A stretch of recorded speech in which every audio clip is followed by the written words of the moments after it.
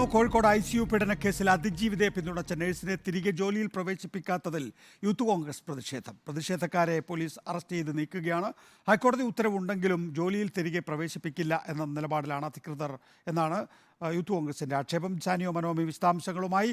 Sanio, youth Congress പ്രതിഷേധം എങ്ങനെയാണ് പുരോഗമിക്കുന്നത്? എന്താണ് യൂത്ത് കോൺഗ്രസിന്റെ ആവശ്യം? യൂത്ത് കോൺഗ്രസ് പ്രവർത്തകരും അതുപോലെ യൂത്ത് ലീഗ് പ്രവർത്തകരും ഇവിടെ സമരവുമായി എത്തിയിരുന്നു. എല്ലാവരെയും ഇപ്പോൾ അറസ്റ്റ് ചെയ്ത് നീക്കിയിട്ടുണ്ട്.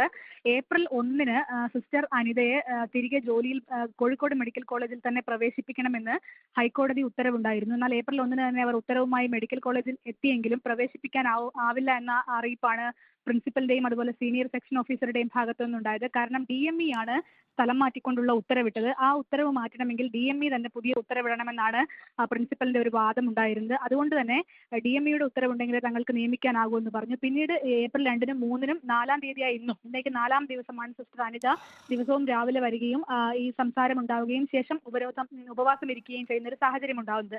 ഈ സാഹചര്യത്തിലാണ് യൂത്ത് കോൺഗ്രസ് യൂത്ത് ലീഗ് പ്രവർത്തകർ മെഡിക്കൽ കോളേജിലേക്ക് എത്തി സിസ്റ്റർ അനിതയ്ക്ക് ഐക്യദാർഢ്യം പ്രഖ്യാപിച്ചുകൊണ്ട് പ്രകടനം നടത്തുകയും ശേഷം ഇവിടെ മെഡിക്കൽ കോളേജ് അധികൃതരോട് സിസ്റ്ററെ ഉടൻ തന്നെ ജോലിയിൽ പ്രവേശിപ്പിക്കണമെന്ന് ആവശ്യപ്പെടുകയും ചെയ്യുന്ന സാഹചര്യം ഉണ്ടായത്.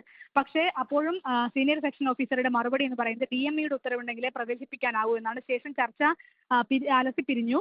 അതിനെ തുടർന്ന് പ്രവർത്തകർ മുദ്രാവാക്യം വിളിക്കുകയും സെക്ഷൻ ഓഫീസർ ഉപരോധിക്കുകയും ചെയ്യുന്ന സാഹചര്യമുണ്ടായി. ശേഷമാണ് പോലീസ് എത്തി ഇവരെയൊക്കെ അറസ്റ്റ് ചെയ്ത് നീക്കിയത്.